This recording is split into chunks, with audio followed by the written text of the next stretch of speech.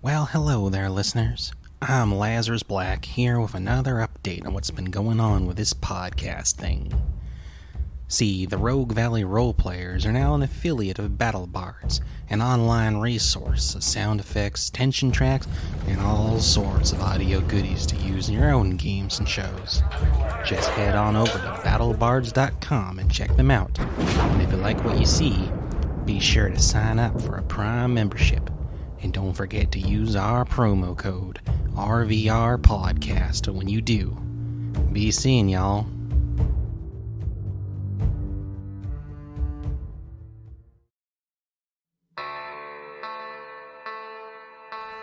Hello and welcome everyone to the Rogue Valley Roleplayers. My name is Ben. I am here with Austin, Ed, Rosemary, and Nick, and we are ready to record yet another session of Valley of Famine.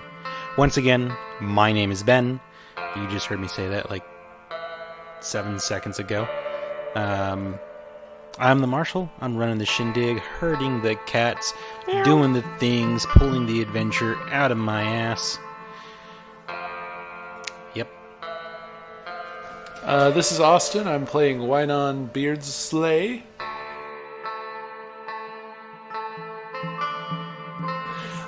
And it's no more clown around. We're grimdark from here on out. Well, I'm Ed. I'm playing the weird scientist Daisy Gilmore, but people call her Railin Daisy because she keeps railing on and on about the Lemurians and all that. My name's Rosemary. I play... I keep wanting to say deputy. This is going to take me a bit to get used to it. She's no longer ex-deputy Rachel Jane Kennedy.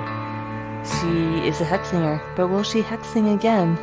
I am Nick S. I am playing Haru Matsuhara, the harrowed samurai.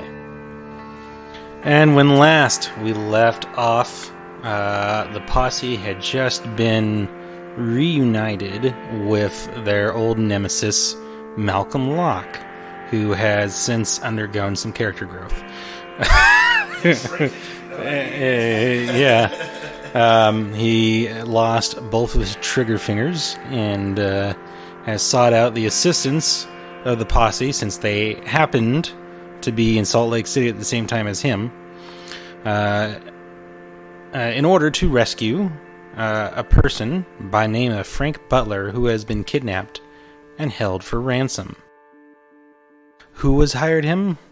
Why, Frank Butler's wife, of course, who just so happens to be none other than the legendary Annie Oakley, who likely would have no trouble at all rescuing her husband on her own, but that wouldn't make for a very interesting adventure, so she's reaching out to the posse.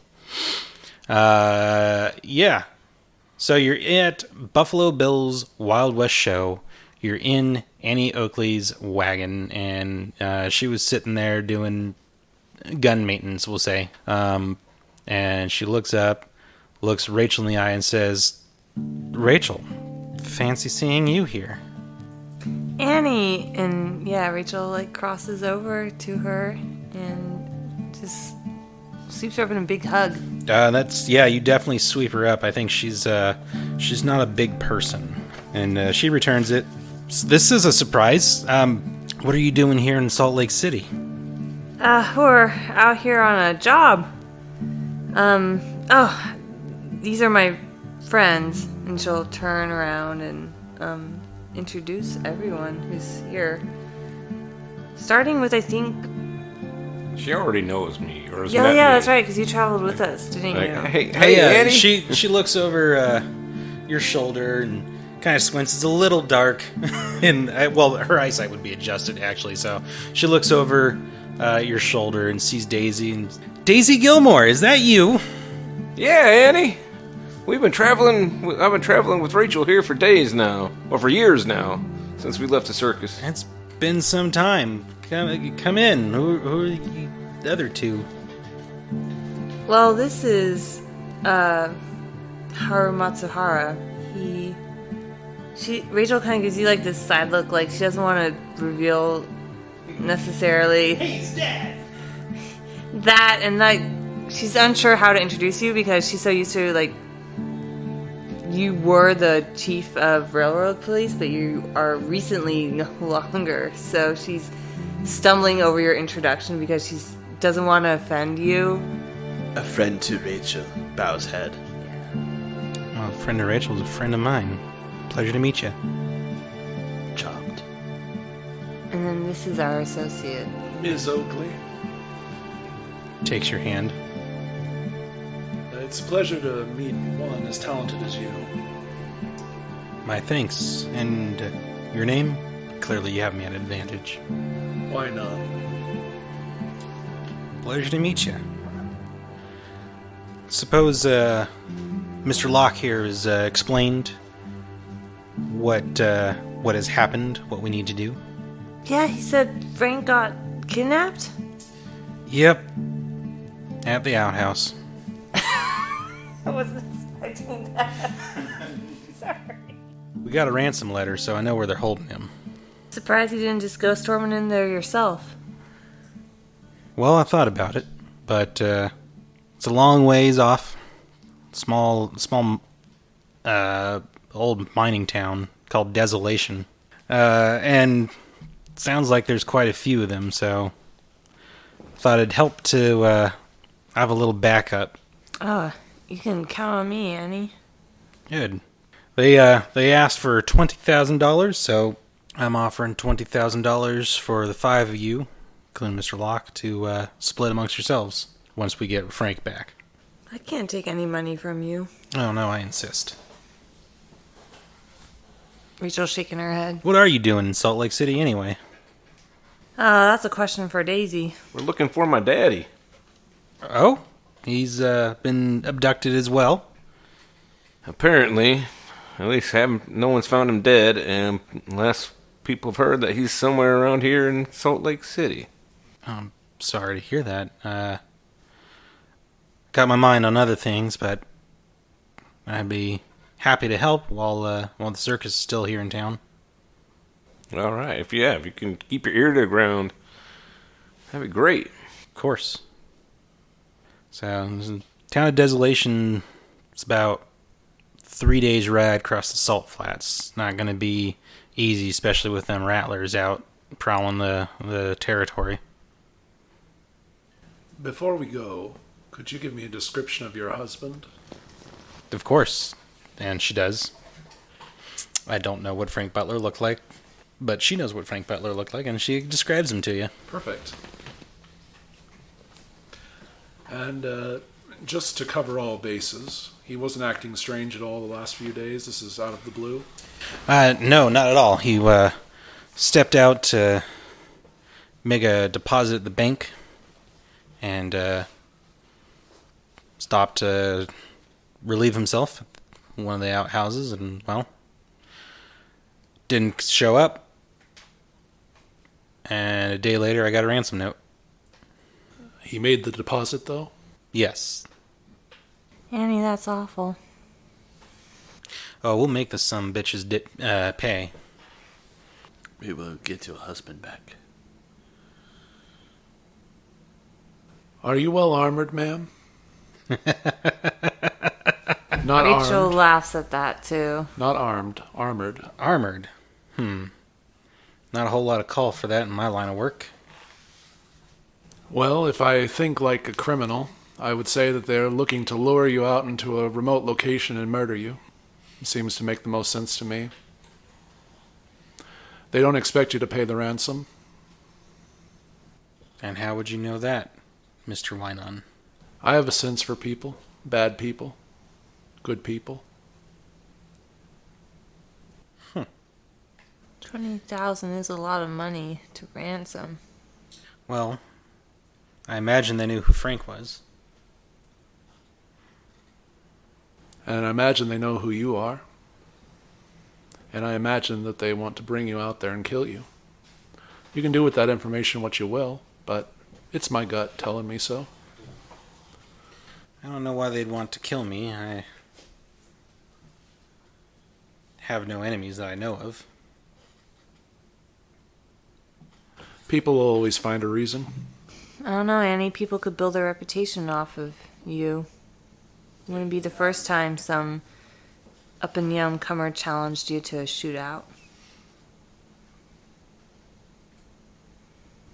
Well, we'll just have to be careful then. Besides, that's why I'm looking for folk to help back me up. It's just in case something like that goes down. So, I presume you can ride out anytime? Yeah. You have my guns. I go where they go. I'm committed. Well, what about those rattlers?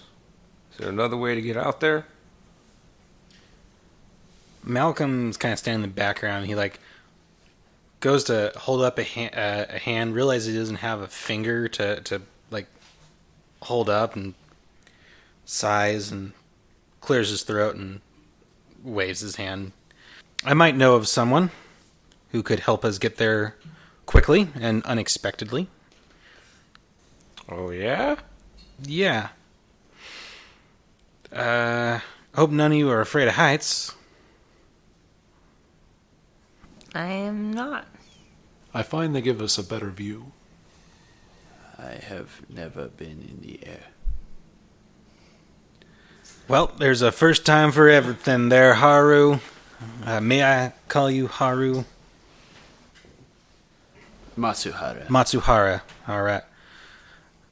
It's the first time for everything, Mr. Matsuhara. So, yeah, let's go meet this guy. I personally have never flown with him, but I know he's available, and I know he's cheap. Do we really want to trust in some cheap pilot Yeah, available That- and cheap. that Malcolm recommends? Hey, No offense, Now, Malcolm. is available and cheap reliable? I've heard he's reliable. As reliable as you, Malcolm? If anything goes wrong, you get tossed off first. What's that supposed to mean, sir? Not trying to make any sort of point. If we need to jump ship, you jump first. Oh, believe me, I'm a man who likes to keep both boots on the ground. Anything goes wrong, I'll be the first overboard. I don't know, Annie. It's your call. This is your husband. With the rattlers out, it's dangerous for horses. It is a good option to seek something to fly across. Sounds good to me. I know there are plenty of people like me who have contraptions around here. I mean, we've seen them flying all over this town, so... That's true. There's flying gizmos aplenty around here. Yes, I'm still in wonder. It's quite a wondrous town. City. They don't much care for us circus folk, but we've been making a good penny. Let's not waste any more time. Let's, Malcolm, or Mr. Locke, she says. Lead on. And Malcolm nods and leads the way out of the wagon and out of the circus. What is Annie taking with her from her tent? Oh, good point. She grabs a side satchel. It's got you don't know what's in it. It's already packed. And then she grabs that very ornately decorated and carved Winchester off of the gun rack, slings it into a very nice rifle boot, and slings that over her shoulder. And then she grabs her hat. It's a nice gun. Why, thanks. Still using the old Winchester, I see. Same one as when I found you. Glad to have that back at my side. It's good to see you again, Rachel. You too, Annie. I've missed you. I've thought about you. Wondered how you were doing. She'll kind of sigh and look off into the middle distance. Not dramatically, just kind of like... Well, there's been good times and bad times. Well, that's life for you. Yep. Get your ups and get your downs. As long as you pick yourself back up, that's all that matters. Yeah, it's harder to do than say. It's always the case, but that's what friends are for. So you walk through junkyard, and again, there's a lot of smog. The masses around you, workers going to and from factories, they're all wearing face masks and filters, so it's pretty much a mass of faceless people. Those of you who are still amongst the living, go ahead and give me vigor rolls. And I think you notice as Malcolm and Annie, go walking from the circus into this place, they actually pull out some filtration masks and pull them on. Simple. Okay. Kind of simple. A simple success. All right. So you're definitely feeling kind of like a tickle the back of your throat as you're breathing in some of the smog. You're maybe getting a little bit of a cough, but I'm used to it. yeah. Rachel's gonna take her, kerchief and just pull it up Okay. over her mouth. Yeah, and nose. that helps a little bit. But yeah, there's smog and there's pollution all over the place as you're walking through here. And you see those who are wandering through the streets that don't have masks have coughing fits. You see some people that maybe look like they're homeless. They're just sitting in oily puddles of water, just hacking, coughing. Someone's got a kerchief held to their mouth, and they pull it away. It's just bloody.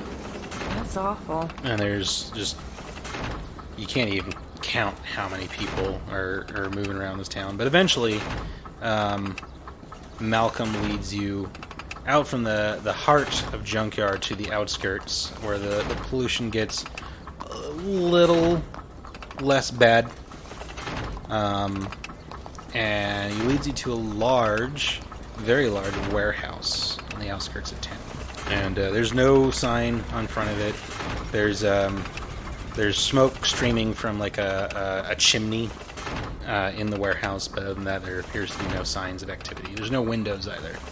Malcolm, I swear to God, if you're about to double cross us, you're gonna get a bullet in your brain for your trouble. And he gives you a look, a what the fuck is that about look, and Malcolm kind of turns, and from behind the filtration mask, he kind of gives you a little bit of a glare, and then kind of shakes his head. Well, kind of deserve that, but no, deputy, I am not double-crossing you. Rachel winces when he says deputy. And he's like, I must have missed this. Is there some history between the two of you? Could say that. We will leave it alone for now. We must meet this pilot. Yeah. I imagine there will be plenty of time on the ride to talk about history. Hopefully not, Malcolm mutters to himself. I'm so looking forward to pushing Malcolm off the airship. I hate to agree with Mr. Locke, but speaking about history around people who we do not know very well is not a good thing. Too many secrets. Uh-huh. We know Andy Yep. really well. Hey, I'm gonna knock on this door now, Malcolm says. and immediately like walks quickly ahead. So done with this conversation. And then he starts knocking on the door. And there's a long pause. Do you all Yeah, lead me in. meet Yeah. up with him there? Oh, So you're sure. standing in front of this door. It's kind of a large-ish door. It's not like a double door like you would expect to see for a warehouse. It's just a very big door. And after about a minute of standing there and waiting, you find out why the door is very big, because it swings open, and there is easily a 9-foot gorilla standing at the door. Literally a gorilla. What the fuck? Even Malcolm seems very taken aback. Malcolm, you son of a bitch, Rachel's gonna say. I would not make any sudden moves, deputy. I was not expecting this either. I hope he's not the pilot. And Where'd they get a gorilla? the gorilla doesn't say anything. It's just looking. You notice it's got a mechanical eye, like this big, huge device just socket in there, and it's got there's a technical word for it that's escaping me. He's got like this lens orifice. Anyway, and it stands there like upright. It looks awkward. It's not on its knuckles, and it looks at you for like 3 seconds, and then turns and then like goes down its knuckles and starts kind of moving away from the door. And you hear a very British voice say, "Gregory, who's that at the door?" Oh, God. On second thought, I think we should just take horses, you guys. I am in agreement, Malcolm says. I know this was my suggestion, but I agree with horses. I am curious to see where this is leading. Yeah, I want to see this guy's flying machine. You do see it. It looks... the warehouse is... this thing dominates the entire warehouse, which pretty much the whole warehouse looks like it's dedicated as a dry dock for this vessel. It looks like a huge, tall ship. It doesn't look like it has any sort of mechanical devices. You don't see propellers or anything. There's definitely like a partially inflated gas bag over it. So it's a dirigible. Yeah, kind of like a dirigible, and it's got like these huge vanes that are currently up. You said British voice? Yes. Do we recognize this British voice? No. Oh, it's not, what's his name from It's not Lord Greystoke? novelist Yeah. guy. It's not O'Hall. It's not John Greystoke. Dang it. Yeah, that guy. Yeah, you hear a voice say, "Gregory, who's that at the door?" And you see this man come stepping out from behind some crates. He's got he's wearing a suit, and it's immaculate. It's a black and white suit with coattails and everything. He's got a top hat on. The top hat looks kind of weird, but you can't really put your finger on why. And he's got this bizarre set of goggles over his head that just has like far too many lenses jutting out in different directions. And he's got a tool belt wrapped around his nice coat. Looks like he's been doing some sort of engineering work in his suit. You're finer dressed than I am. Who's your tailor? How dare you ask me such a question that I have not prepared, considering I made up this character like literally 10 minutes ago. I'm sorry, we were looking for a pilot. We've clearly found the wrong building. We'll be on our way. Pilot? You're looking for airship services? Yes. Yes. Or a tailor? Is that your ship? Yes, the Queen Victoria. God bless Her Majesty. Oh, God. We found another crazy British person. No, we just got a British person. We're looking for a zookeeper, a tailor, and an air pilot. It looks like we may have gotten lucky. And a butcher, a baker, and candlestick maker. I don't quite follow, but yes. The Queen Victoria is my vessel. I am Professor Daniel Fitzgerald. Well, Fitz, we need to hire an airship. Professor, we are looking for a traveler across the salt flats. Ah, yes, I've just gotten finished doing some repairs to the Queen Victoria. God bless Her Majesty. I hope he says that every time. Every time he says the name, yeah. And, yes. Across the salt flats, you say? How soon? Now? Most hurried. All right. Gregory, get Her Majesty ready to fly. Yes, fee. How much money do you have? I have $100, Fitz. It does cost slightly more than that. What do I will you... pay you $200. It does cost slightly more. Do you know who she is? Who's... Point to Annie. No. That's Annie Oakley. We got the money to pay, so tell us how much it costs. Okay. Assuming, Miss Oakley, that you are a woman of some wealth? Annie just rolls her eyes. You should get out of your warehouse more often there, Mr. Fitzgerald. It's Professor. Professor Fitzgerald. How much money would you say you need? To leave within the hour. To leave within the hour, I would require at least $800. Done. A day. You're done too fast. Down, darn it. No. You said it at the perfect time because he didn't finish it. Right. Now, let's hold on a minute here. You want us to pay you $800 a day when you're here with a monkey. An ape, not a monkey. Yes. Entirely different genius.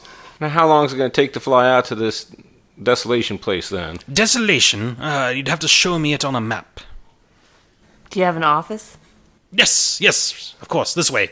He leads you to his office. It's cluttered with all sorts of gizmos and, like, an infinite number of cups of tea that clearly were brewed and then never actually consumed. And he, like, carefully picks one up, takes a sip. Oh, it's cold. Sets it aside. That is the worst ever. And, Gregory, a cup of tea, please. Anyone else? Would you like some tea? Was a little something in it, maybe? No. Then no. You got some coffee? Ugh. Vulgar stuff. No, absolutely not. I guess tea will do then. All right. Of course I'll take some tea. You're going to charge us $800, make it the best tea of your life. Gregory does make an excellent cup of tea. Better not have any hairs in it. I will also have a cup of tea. That's Gregory, best prepare the whole pot. Rachel turns to Malcolm and just mouths at him. She's not actually saying this out loud, but just like, how did you find this guy? Word of mouth, he mouths back. Look, I don't know. I was expecting to ride by horse. So, yes. Is there like a map? That he uncovers this map of Deseret. And so show me where this desolation is. I'm not too familiar Miss Oakley, you know where the village is, or town, mine, settlement, whatever you want to call it. Yes, it's located right here, and she points to a spot near the Nevada Deseret border. Well, Fitz, what do you think? Well, shouldn't be too much trouble to do that in a day. A day? Yeah, there in a day. Be another day back, assuming you don't stick around to go sightseeing, is the word I was trying to recall. I will pay $800.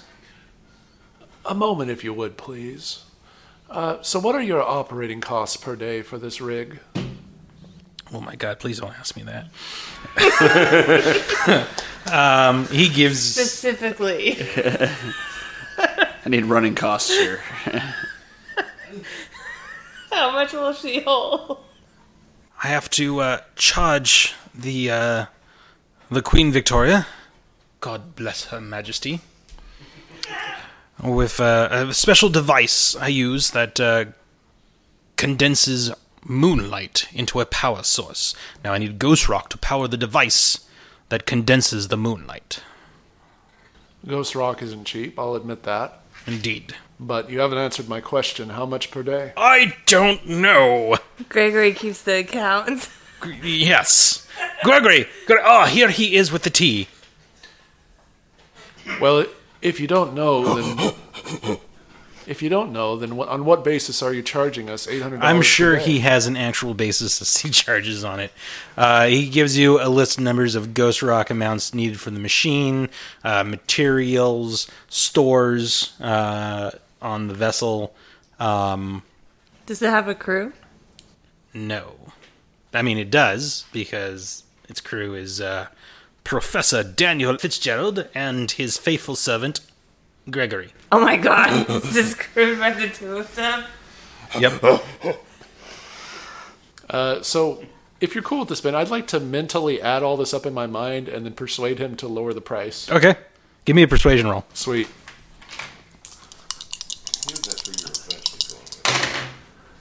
That's a 7. So I've done the mental math, and it should cost you about $350 a day to operate this machine.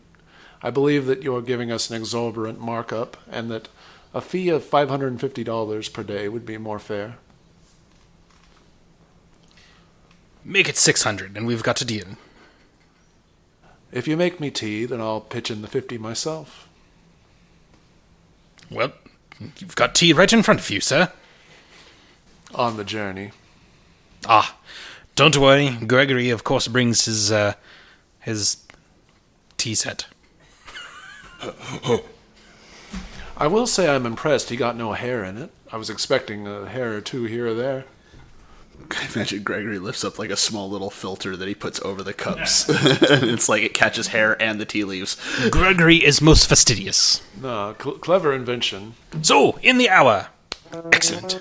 Excellent, excellent, excellent. I can't wait to test these new improvements. You said excellent one too many times there, Fitz. What's wrong? Nothing. I'm excited. Okay. It's been a month since I last took Queen Victoria, God bless her majesty, to the clouds. It's been a month? Will this ship even fly? Of course! I just finished doing the repairs and making a number of improvements. Alright. Improvements. Yes! Repairs. Well, yes. Does it get damaged a lot? It happens. From what? Well, have you heard of Sir Isaac Newton's theory of gravity? I noticed 3 scratches on the stern. Yes. What? I just painted her. Where? Show me. 1 patched up hole in the balloon. And a couple of skid marks in the back. Gregory! I thought you paid to have those taken care of. And just starts like throwing papers looking for invoices. I think we've been cheated, Gregory. Rachel will like tenderly put out her hand on the gorilla and like, there, pat him on the shoulder. Sits like down on his haunches and Don't worry, Gregory. We'll catch up with the rascals that cheated us, and we'll make them do a right proper job. goes back to working on getting the airship ship shape. Air shape. Well, is there anything we can do to assist you in getting her ready? Yes, I do need to fill the airbag. If a couple of you wouldn't mind manning the pumps. Malcolm would love to do that. Malcolm gives you like, hey, look, but he's just like, I will help man pump. thank you, Mr. Matsuhara. I wanted to watch him pump with just 3 fingers. So, yeah, the two of you go to man the pumps, and it's just, cranking, and slowly. I'm looking at all the stuff of how this all works. Oh, give me a weird science roll. A 5. Basic success. Okay, you don't have, like, the full picture here. You don't quite get what he's talking about by powering it with moonlight and whatnot. You see there's, like, some Tesla coil looking devices, which I don't know if those... they'd be around. I'm not quite sure what Tesla's timeline was, but... Around this time. Yeah. So there's a couple of Tesla coil looking things flanking either side of this vessel. You don't see any sort of propulsion device, but you see that, like, these big vanes that sweep up along the side of the ship have these huge hinges and struts on them. All right. So I'm like, I don't quite understand what this is doing here. So you must be using some of that Atlantean technology and not Lumerian technology? Lemurian technology? Yeah, the Lumerian. I'm not familiar with these people.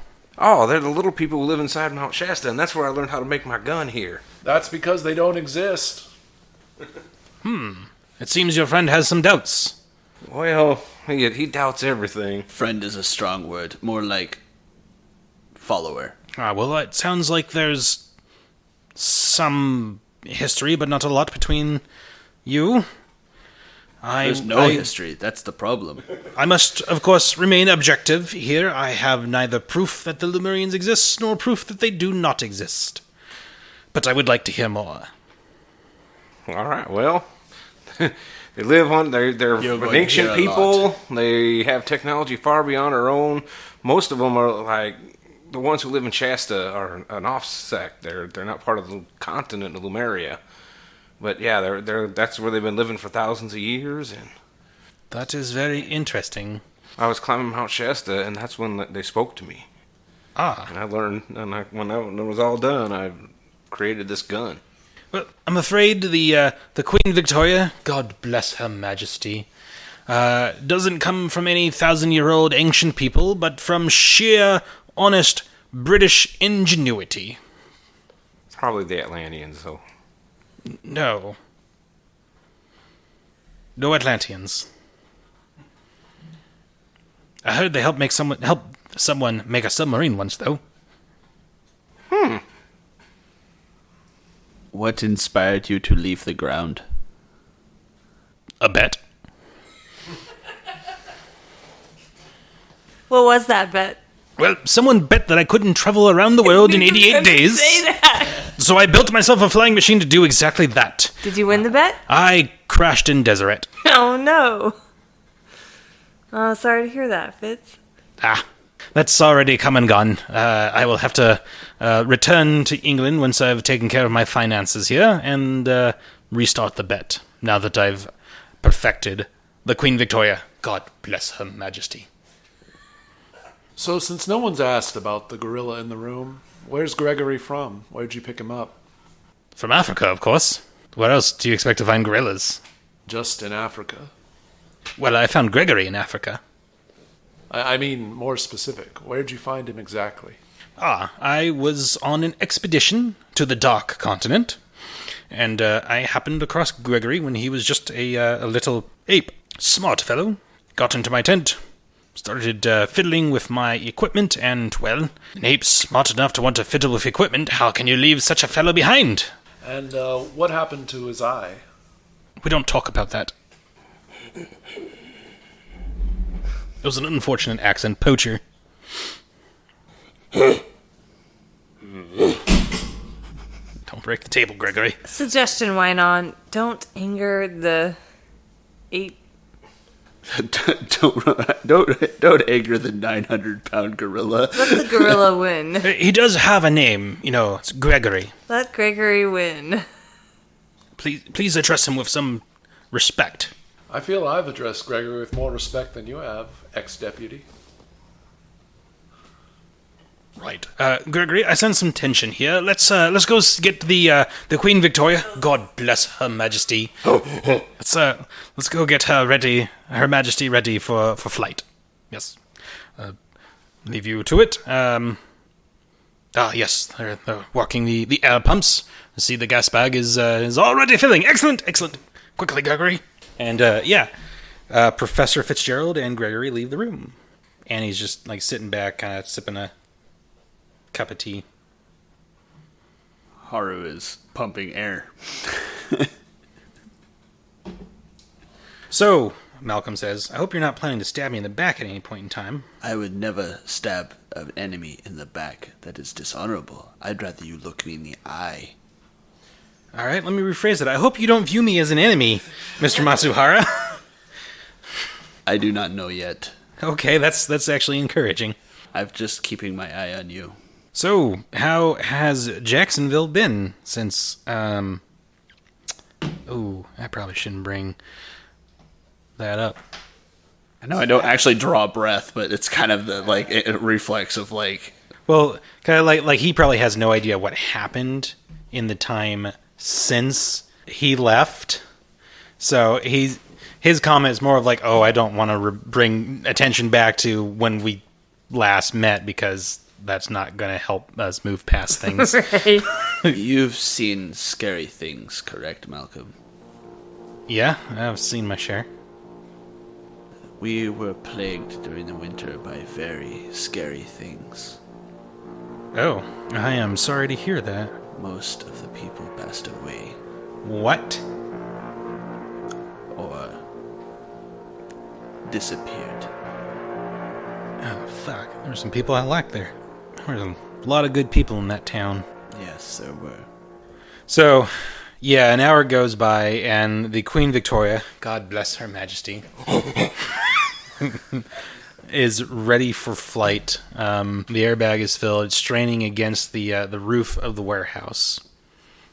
I would imagine why they were like pumping the air.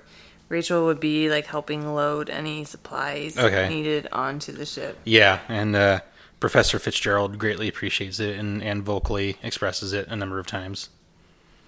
Yeah, the Queen Victoria, God bless her majesty, is ready to fly. Is everyone on board? Everyone ready? Yep. You ready, Annie? I have my tea. Excellent. Good job, Gregory. Gregory! Deliver! Slam. Gregory slams this lever back, and you hear this clanking of machinery and gears and the groan of wood, and then the roof of this warehouse splits open and reveals the sky overhead. It's probably getting closer to nightfall at this point in time. And then Professor Fitzgerald points at a capstan. Gregory! The anchor! And yeah, Gregory ignores the capstan, just like grabs the chain that the anchor is attached to and hauls it up onto deck. Next time use the capstan, Gregory. That's how we store it. And with the anchor lifted up, actually I don't get the logic behind that. The weight of the ship has not actually changed. Well, probably they have weights to hold the ship down, and they just pull them out and dump them or something. Yeah, so the weights get dumped, restraints, it gets unclamped, untied, and the vessel lifts up into the sky. And once the Queen Victoria, God bless her majesty, gets about 100 feet up into the air, Professor Fitzgerald goes to the wheel, pulls another lever, and these huge veins that were up along the side kind of come swooping out. And as they do, they spread out. They're huge wings, actually. And as they do, you hear this crackle of energy. And kind of looking over the side, you see the two Tesla coils that were mentioned suddenly start bristling with electric energy, and then tendrils of energy lash up and strike the wings, and they start glowing with energy, kind of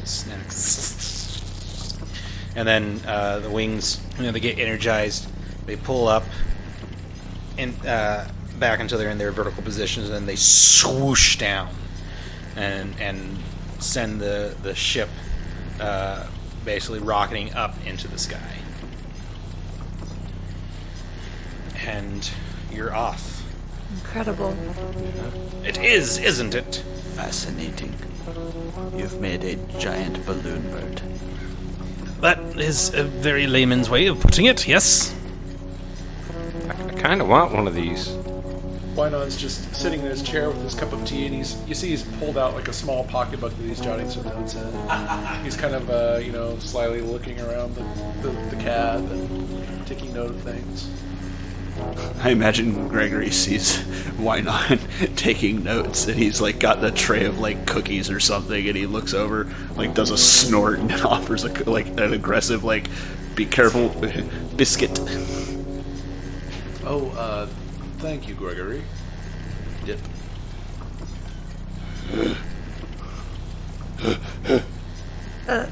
Thank you, Gregory. We'll say and take a biscuit. Thank you. Set it down and... this one does have a hair. Tray of biscuits goes flying. The Queen Victoria, God bless her majesty, goes sailing through the sky at a pretty good clip. Professor Fitzgerald pulls out some equipment and is taking readings in the sky. He looks like he's using some sort of compass. He's got a big map out, and he's checking and Eventually the stars comes out, and he starts charting by night, by the stars. I don't understand, sir. How do you pilot this with no crew? How do you sleep? Well, Gregory handles most of the heavy lifting, as it were. He's an excellent first mate. And when does Gregory sleep? When he needs to. And between the two of you, you're able to pilot the ship multiple days? Well, yes, of course. You don't have to worry about any waves or shoals or rocks. Just the occasional mountain. Forgive me, sir, that seems incredible. It is. It's quite extraordinary. Haru's towards the front of the ship, just kind of watching the earth pass beneath them, and he's just quietly in wonder. You see your random encounter with rattlers go sailing by. Can I roll to see if, I want to see if the professor's harrowed. Interesting, okay. Go ahead and roll notice at -2.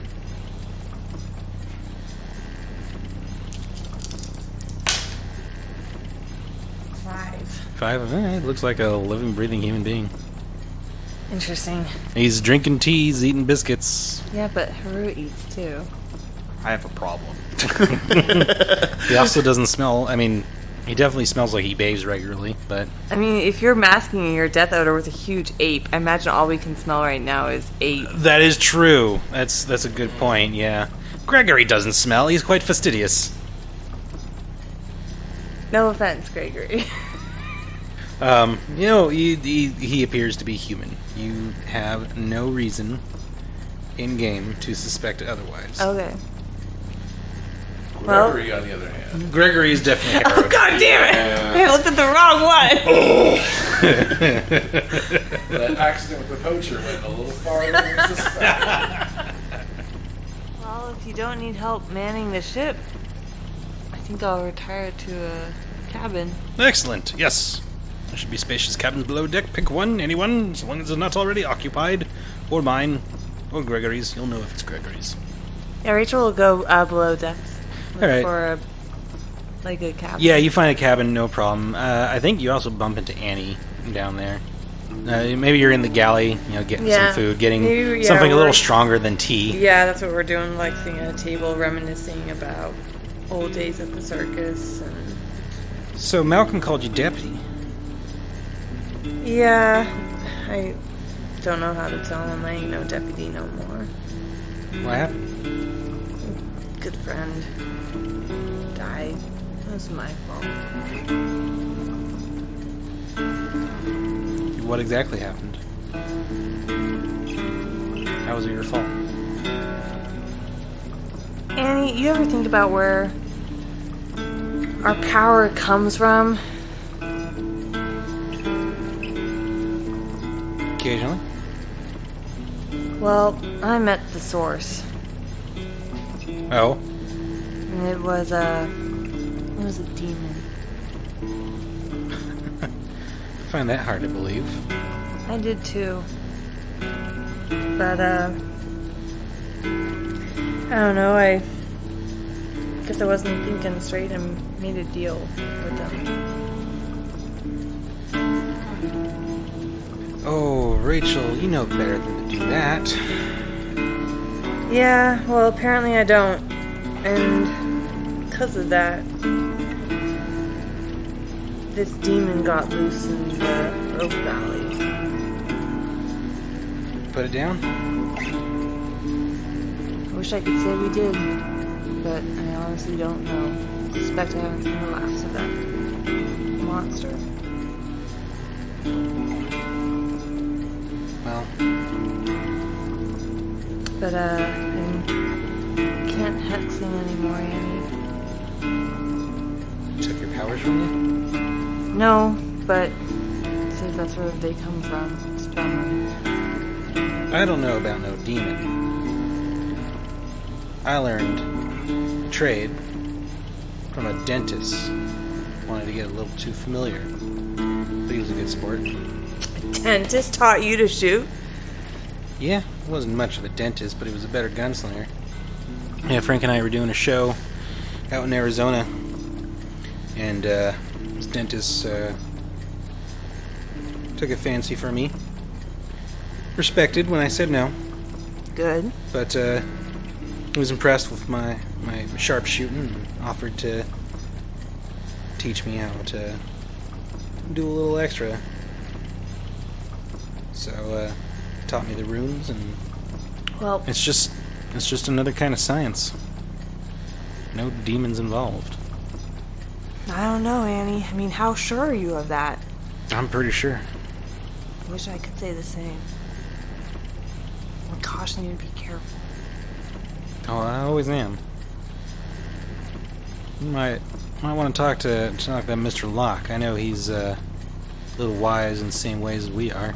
He won't say it, but I've seen the markings on that coin he favors. Oh, he's definitely a slinger. Ah.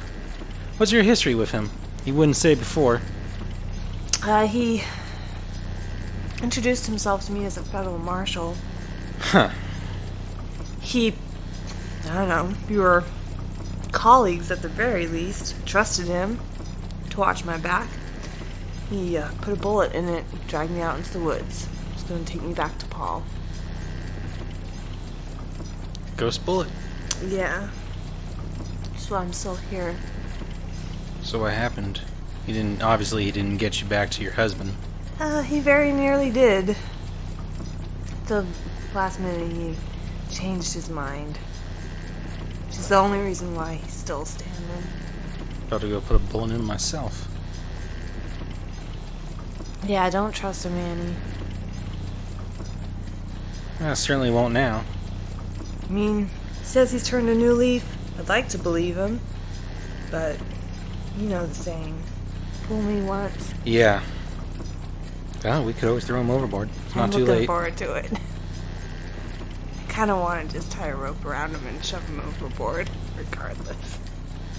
And I think right at that moment is when Malcolm Locke comes walking in. Yeah, and then they look at him and they both just burst out laughing. Uh-huh. I know when I'm not wanted. Mind if I get some whiskey before you shove me overboard? Is there, it's not my whiskey to give away, is it? You're the only ones in the galley. Sure, she'll slide the bottle along the table to him. Thanks. Come on now, Malcolm. Oh, so you're joking about shoving me overboard? Half joking. Okay. Well, I take it, Ms. Oakley, that Rachel here... Sorry. Ms. Kennedy has filled you in on our history. Annie nods. Well, there won't be any further trouble for me, I assure you. I've already paid my price. What did happen there, Malcolm? You never quite said exactly. Well, your unlamented ex-husband did something to that artifact that I was promised. Somehow, he was always a couple steps behind me, no matter where I went. He was always turning up. All his minions, his flunkies.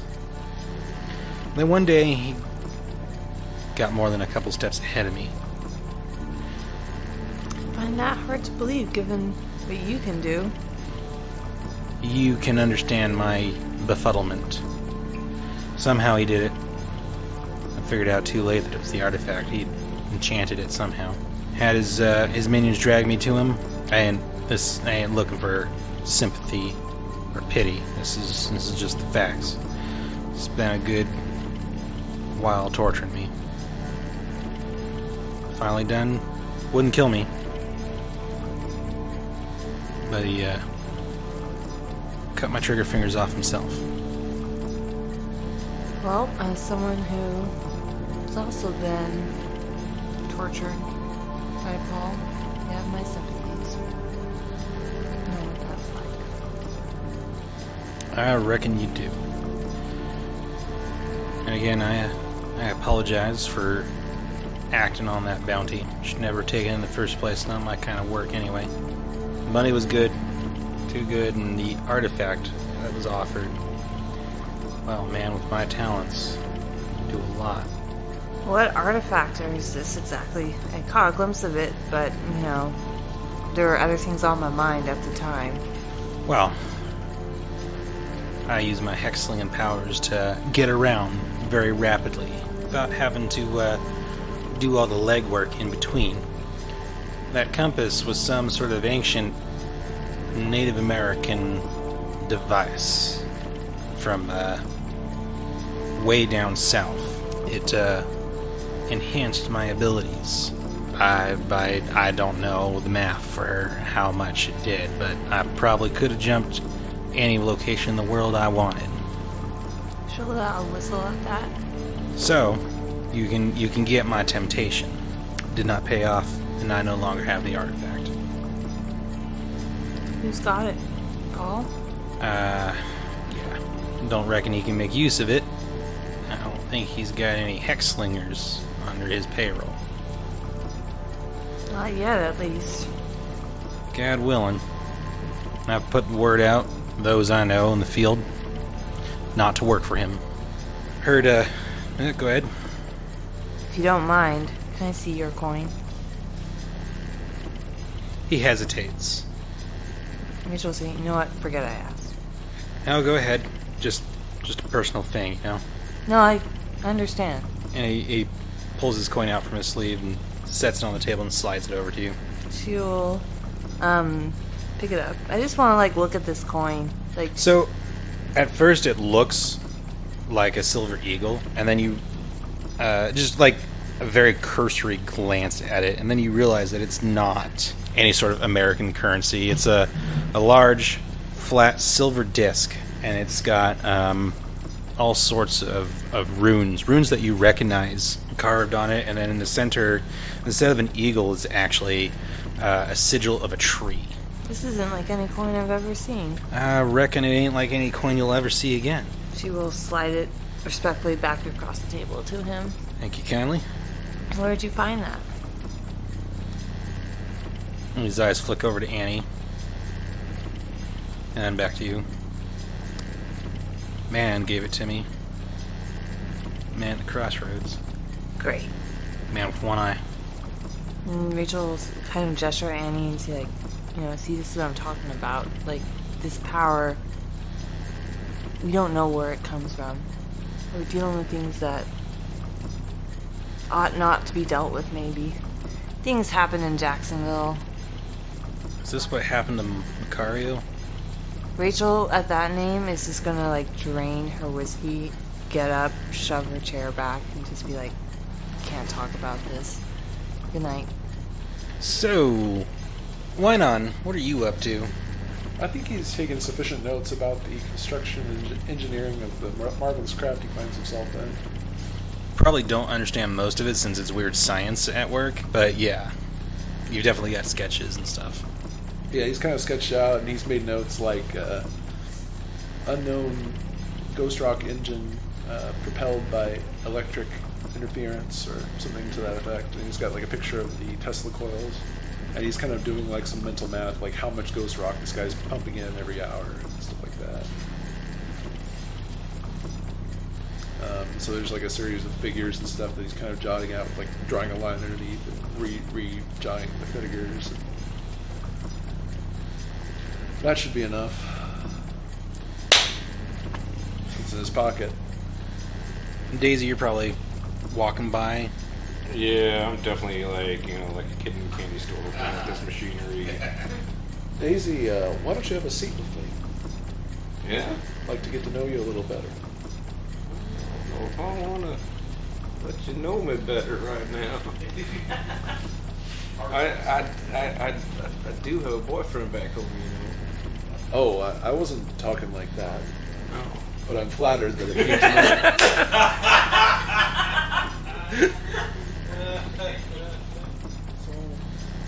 So, since I know that you've seen them, interacted with them, would you mind telling me about those Lemurians over in Oregon? Oh, well, sure. They're actually in California. Mount Shasta. Oh, of course. Silly me. Close enough. I know you're not from around there, are you? No. East Coaster myself. Yeah. Well, I first heard about them when I was on the road, and I met this guy named Freddie.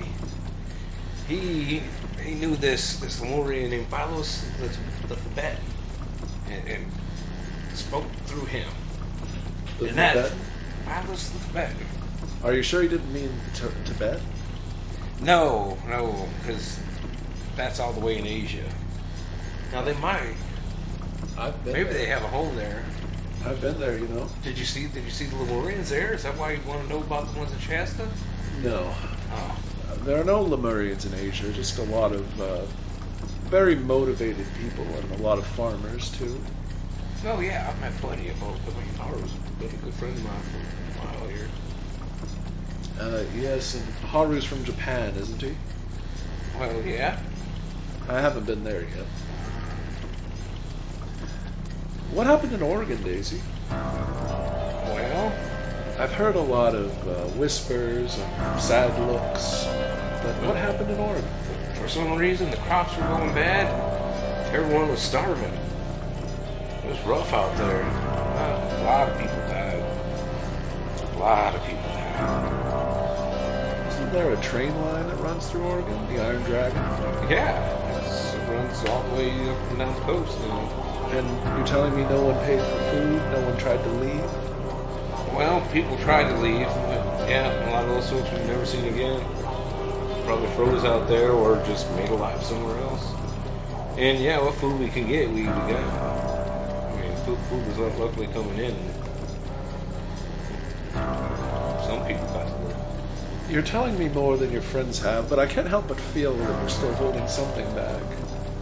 What happened in Oregon, Daisy? Please. That's what happened. I mean, people were starving, and yeah, things were real bad. But spring came, and things got better. And where did the Lemurians come in? I'm still confused on that point. Well, they got mad at me. I'll tell you that. But they will no longer share their technology with me because I've done bad things with their technology. Yeah. Like what? They see this railgun here? Yes? You've seen me use it, right? Yeah, I think so. Well, actually, I don't think you know that he's seen No, you that's use. true, yeah. I've been inspecting your weapon. I don't know what it's capable of, but it seems interesting. It is capable of dealing massive damage to things. And unfortunately, I have hurt people with it, and that's not what the Lemurians want. What do the Lemurians want? They want their technology for the benefit of their own kind and for mankind. Mankind's not ready for it, as you can see. I mean, they taught me how to use the ghost rock, and I used it to kill things. I hope you won't be offended when I say this, but I don't think mankind particularly needs Lemurian technology. And he just kind of gestures to the boat that we're sitting in. Well, we do need it though. This is where, I mean, he doesn't. I'm pretty sure it's Atlantean technology here because it doesn't really. I can't figure. What is this thing here? What is this thing here, Wyman? Looks like a rudder. Yeah, but that's not what. Yeah. So I don't quite understand what he's done here. So just because, yeah, not everyone learns from the Lemurians. That they have this technology and they have taught it to me. They've taught it to my friend Freddie, and yeah, it's out for others. But they're not the only ones. They're not the only ones that have come here to help mankind and teach us technology to better ourselves. And let's say that I wanted to learn this Lemurian technology. How much do they charge, Daisy? They don't charge nothing. That was the beauty of it. Really? I just walked up Mount Shasta, and next thing you know, like, yeah, there it was. I was transported to their city. It was cold up there. The cold, yes. Yeah, it was horrible. It was freezing a bit on me, but I survived because the Lemurians saved me. Oh, that's wonderful to hear, Daisy. You know, if I was a skeptical man, I'd say that you had a bout of hypothermia, hallucinated, and that you invented that weapon yourself, but clearly it was Lemurians. They taught me how to use my daddy's invention and take it better. If you go up to Shasta, maybe it'll teach you. Yes, maybe I too can hallucinate and almost die in the cold and invent something wonderful. This has been a wonderful talk, and I appreciate that you had it with me. Would you like some tea? I have a little extra left. No coffee, huh? No. Oh, I guess it's tea. I'll put a couple extra spoons of sugar in it for you. No sugar. This makes it too sweet. I'm not from the South. So, Haru and Gregory roleplay. You are one big, friendly gorilla, aren't you? Like your master, he's good to you. I suppose I could use a bite to eat. Thank you.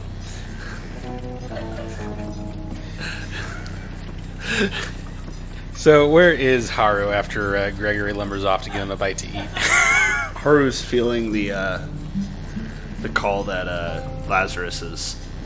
It's nighttime. Lazarus is like, hey, we need to rack out, and we need to not do it around other people. So he starts to head below deck. Okay. Maybe he peeks in the galley to see Rachel and Annie talking with Malcolm, and listens at the door as Wynon and Daisy are conversing. Just kind of wanting to check on where his friends are. He gets a little sad when he checks on Rachel, actually laughing with Annie Oakley, with Malcolm and stuff, because he's like, I wish I could be alive again for her.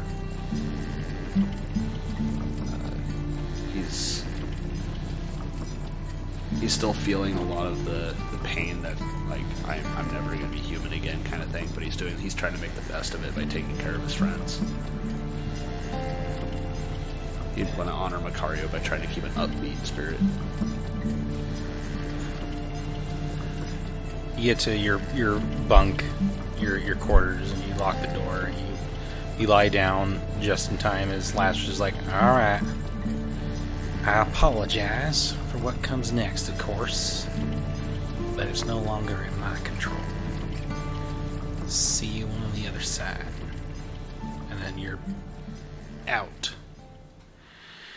And the nightmares that follow are unpleasant to a degree that you've never experienced with Lazarus before. And then you're standing there at the barn doors, looking in as Rachel's checking the horses, looking for some supplies to take back to the cabin. And then you hear footsteps behind you, a snap of twigs on the ground. Haru I'd turn, gripping the hilt of my sword, and turn to look. It stands there towering over you, as most things tend to do in your nightmares. Straw coming from its sleeves, from its neck, from under its shirt. Its jack-o'-lantern smile stretching from ear to ear, its eyes burning with fire. The scarecrow stands over you, laughing, holding that bloody scythe in its hands. I am not afraid of you. How are you, Matsuhara? Be gone from my dreams. Oh, I'm afraid. I cannot do that. Come, let's have ourselves a little chat. I refuse to communicate with you. Shall I return my attentions to your dear Rachel? You will leave her alone. Will I, though? I own her soul. She is mine to do with as I please. She is her own woman. She was, up until she sold her soul for a trinket.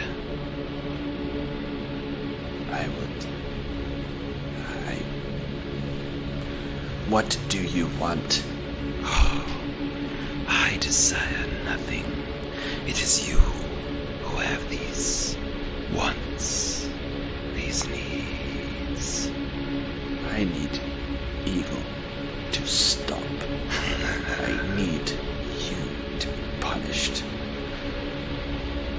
I have been around for a very long time, Matsuhara. There is much I have wrought, and little you can do to punish me. You are, in fact, quite helpless, particularly in your state. But I have an offer to make. One that might correct your situation.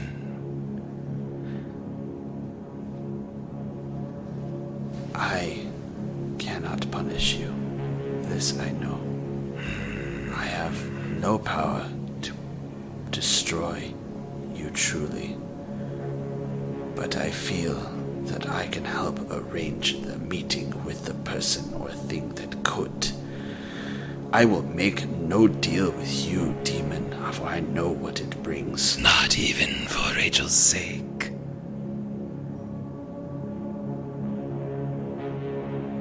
What do you want? A soul for a soul. Whose soul? Oh, Matsuhara, you know better. You are not stupid. Come, do you not tire of Lazarus Black's company?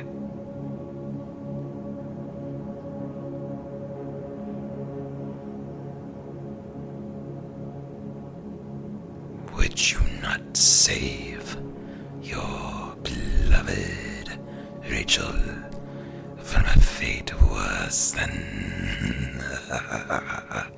death? I would love to. I would be willing to throw myself into the deepest fires to protect and save her. Perfect. But I know that she'd hate me, despise me for choosing to align myself with you in any way. I will find some way to save her soul. I will find some way to clean you from every part of this world.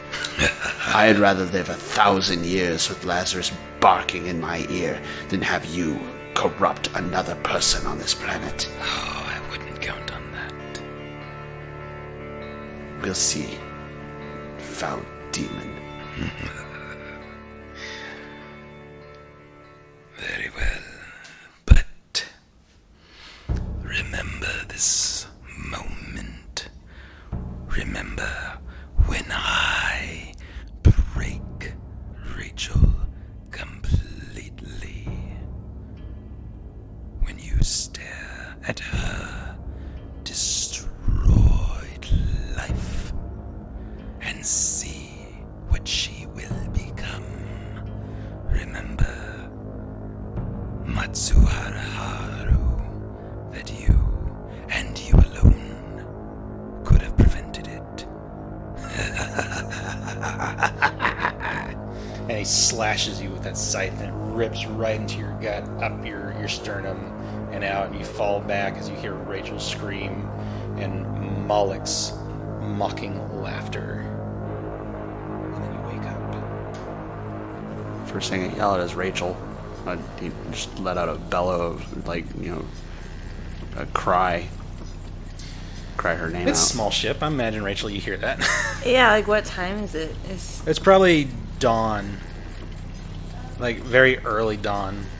Yeah, so Rachel kind of, we'll say she was in bed, so she'll kind of like fling off her blanket, grab her gun, and like run to your room, and just like, your door's locked though, right? No, probably not. Honestly, he probably just have closed the door. Okay. Yeah, so she'll like kind of that whole like burst through the doorway thing, gun drawn, like looking for danger. He sleeps pretty much in his clothes because he doesn't want to expose. Right. This, Yeah. I think Rachel's like in a loose white shirt and pants, probably. Rachel, You alright? I heard you yell. What's going on? there's a noticed tenseness to his voice. He's finding the words hard to say. He just kind of mumbles. He was in my nightmares. Who?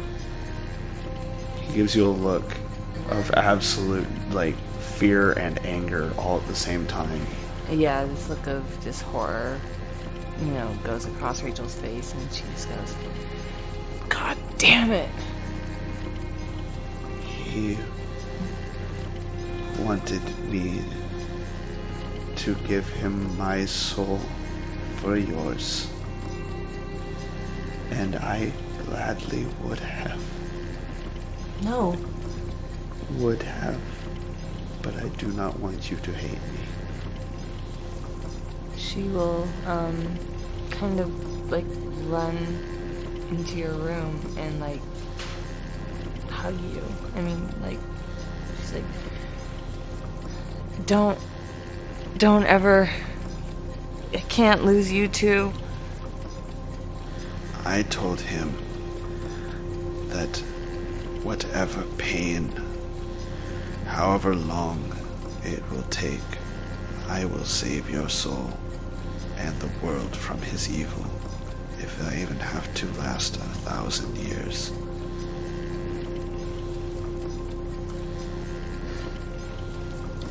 Should have never. I just can't believe how stupid I was. You were not stupid. You were tricked. I should have known better. How could you have?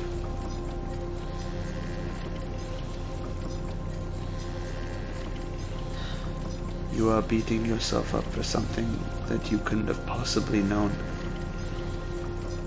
Just keep going back over that night. That's what he wants. He wants you to punish yourself in this life so that way you're even more tormented when you get to the next. That is the true punishment. When you begin to hate even who you are in the real life, in the world that you live, that is what he wants most of all. You cannot let him win, and you are doing just that. Roll a Dominion check. Of course. I start talking heavy stuff, and boom. Speaking about letting him win.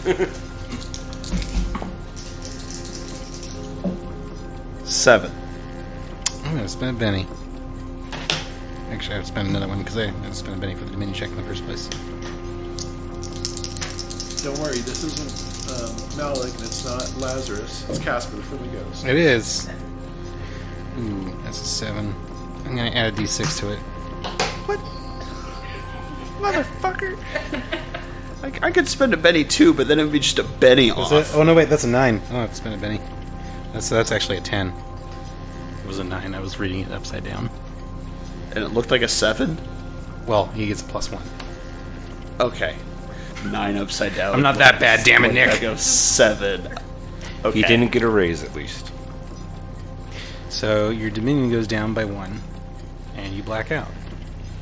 So you see a visible change in Haru as his eyes kind of glaze over for a moment, and then they come back, and he's telling the truth. He don't know it, because, well, he don't know. He ain't in our situation. But he's right. Moloch will try to eat away at you day after day after day after day till you ain't you no more. When Rachel notices that it's no longer Haru in control, she will remove. I kind of envisioned like you'd broken the hug already. Yeah. But she's like, now she's like physically separating herself. Yeah. And she just looks at him and says, yeah, what do you know of it? What do I know of it? Alright. You ain't seen Haru's dreams. Did Haru ever tell you what happened to me in life? No, he doesn't talk about you all that much, to be honest. Well, that makes sense. I used to live down Louisiana way. War was going on. I wanted no part of it. My family and I, we didn't keep slaves. We wasn't supporters of the Confederation. But that didn't matter to Sherman when he come down through the South, burning, raping, pillaging, killing. Some of them Union boys came to my homestead. I watched as they set fire to my home, murdered my family, and then clubbed me unconscious and left me for dead. When I come to, I had nothing left. And then he came. He came, offering his sweet little words of revenge. Said he would give me the conviction and strength of will to carry out my revenge, and I accepted. I accepted, and he took away every good and warm feeling I ever had, till I felt nothing but hate. Hate for the Union. So I took the gray, and I joined the Confederacy. And I fought, and I killed, and I kept on killing. Till all that was left of me was hate. Not just hate for the Union Army, hate for the Union itself. Hell, hate for the Confederacy. Hate for the war. Hate for all mankind. And that was all I was. Till Matsuhara put a blade in my skull. But it didn't stop there, as you full well know. I'm what I am now. Oh, you've only seen me wearing Matsuhara's face. You ain't seen me. Saw you when you was alive. No, I mean now. You ain't seen the real me, what I've become. The demon. Torn between madness, but death gave me a little bit of clarity. Sometimes it comes through. Been better of late. No doubt you've noticed, or maybe not. No, something. But Yeah. I'm a little bit more me now. Don't go trusting that, though. oh no, I don't trust you for anything. Good. I don't know, that's you. That's how he works. That's what he does to people. Takes away a little piece of them and lets the hate fester. Till they ain't nothing but that. Till they ain't nothing but his puppets and his toys. Yeah, well, that's why I've turned my back on hexslinging. I ain't gonna save you. We'll see. Don't let yourself fall to a dark place, and then we'll see. Alright, I'm gonna give you Matsuhara back, but I wanted to tell you that. Wanted to warn you, give you a chance. Otherwise, Rachel, you're gonna end up just like me. And then Haru's face goes slack, and you're back. What do you do? She kind of puts like a bracing hand on your shoulder and says he just was talking. That's all. You alright? It's always strange. You're telling me. He said he's been... How did he phrase it? More himself.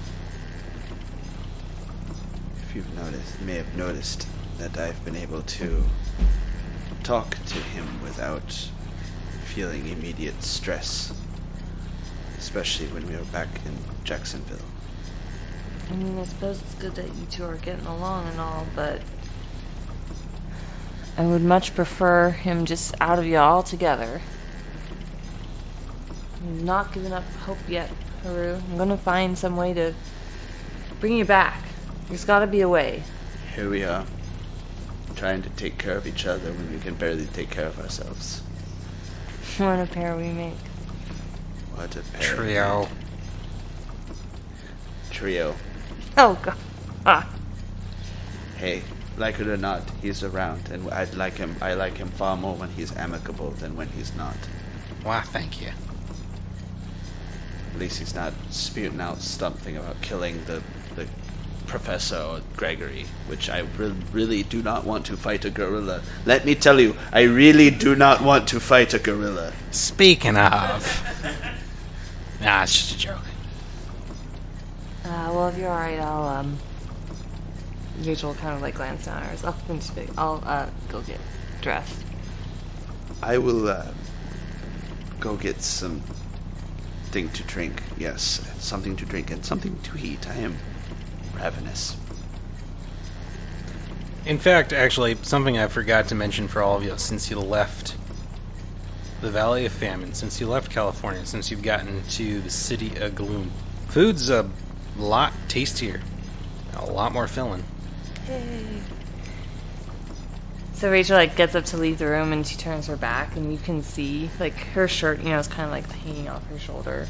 You can see, like, from, like, poking out the top of the shirt, like, these scars.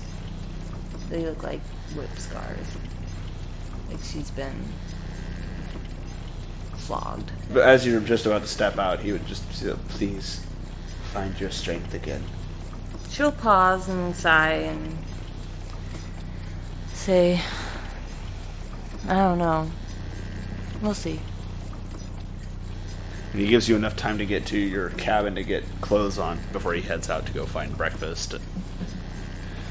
And, yeah, it's probably just a little too early for breakfast, but you see that Gregory is up in the galley and is getting, like, all the stuff together to make breakfast. He's lighting up the stove and scrambling some eggs. Good morning, Gregory. Keep picturing Gregory, like, trying to crack an egg, and it just keeps, like, shattering in his face. No, I mean, he's had time. He's gotten an expert at this. He's quite proficient. So, yeah, you all get up. You have a nice hearty breakfast. They're all banana flapjacks because... They are. And Professor Daniel comes out on deck, takes some readings. It's like, well, my friends, I'm afraid to report some unfortunate news. We've seemed to have been blown off course ever so slightly, and we will not reach Desolation until nightfall. That is unfortunate. I will not charge you extra for it, but getting back may be a bit hairy. I see you have a map pasted up here. Where are we on this map? We are right here, and he points to a dot. Wait, let me take some readings again. Hold on a second.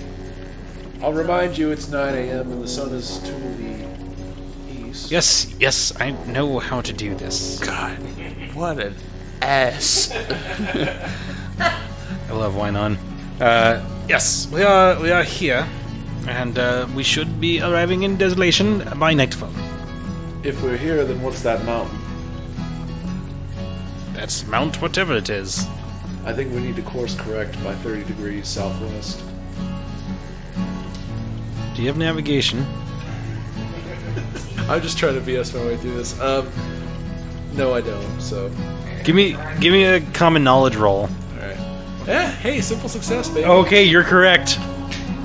Oh, yes. It gives you a glare. And we're not aware you were a pilot. Oh, I'm not a pilot. I'm merely a hobbyist in a great many fields. What other hobbies do those include? Well, obviously I'm a talented conversationalist.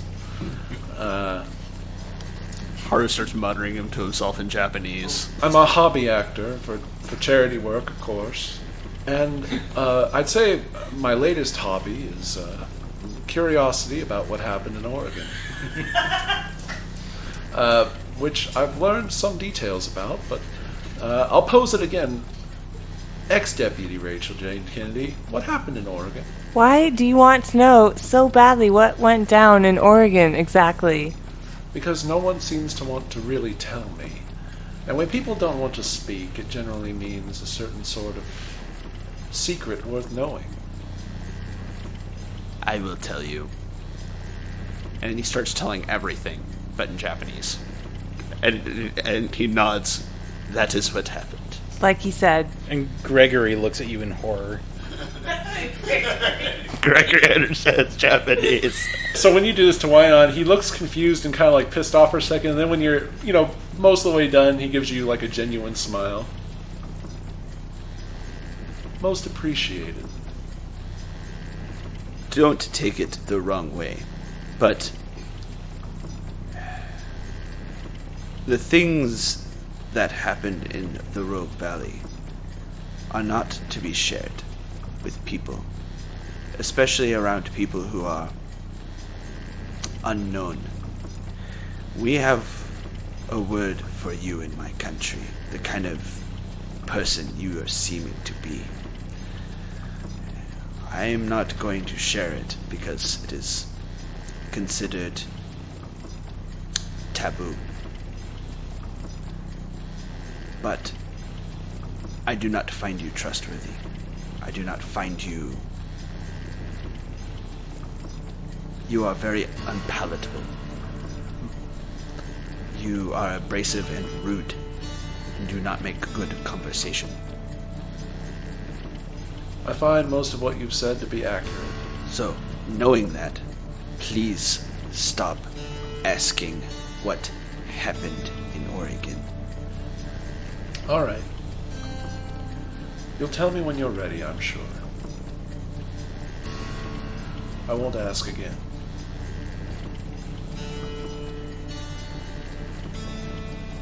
Rachel actually seems surprised by that. Like, oh, that's nice. I think that's a good place to end.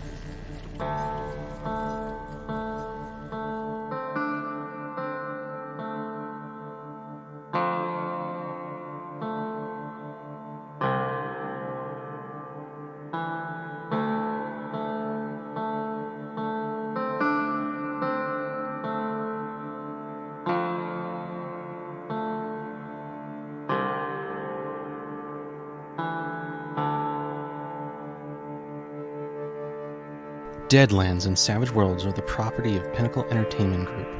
All content is used unofficially under the Savage Media Network license. Find more of their great products at peginc.com. Music is provided by the Eaglestone Collective. Sound effects are by Plate Mail Games and Battle Bards. Aircraft effects were provided by soundjade.com. You can find links to all of the above in the show notes. Thank you for tuning in, listeners. I hope you enjoyed the episode and that you'll join us again. Have a wonderful whatever time of day it is for you, and I'll catch you next time.